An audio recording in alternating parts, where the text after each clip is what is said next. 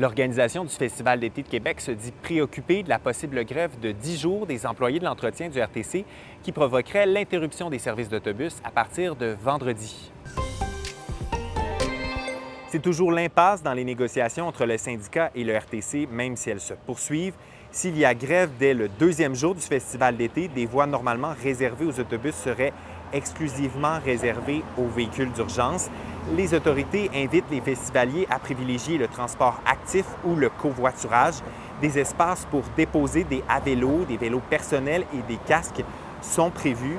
Le FEQ espère que la situation ne freinera pas les festivaliers.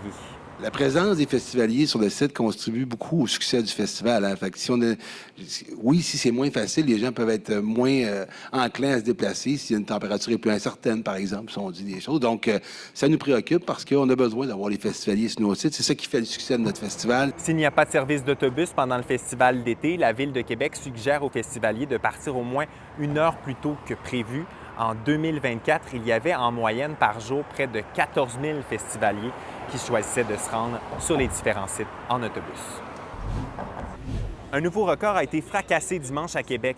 L'artiste de cirque Guillaume Fontaine a battu le record du monde du temps passé en équilibre sur les mains sur une sangle. Après une première tentative de 44 secondes, le funambule a passé 58 secondes, tête à l'envers, sur la sangle à 40 mètres de hauteur entre les deux clochers de l'église Saint-Charles de Limoilou. Le précédent record était de 47 secondes détenu par un artiste suisse. Saviez-vous que vous pourriez être disqualifié d'une course si vous décidiez de franchir la ligne d'arrivée avec votre enfant dans les bras? Un père de famille l'a appris à ses dépens la semaine dernière au Ironman du Mont-Tremblant. L'organisation invoque des raisons de sécurité pour justifier cette prise de position.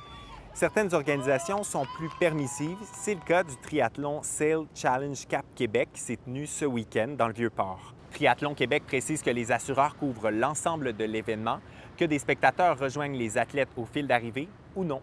Bonne journée!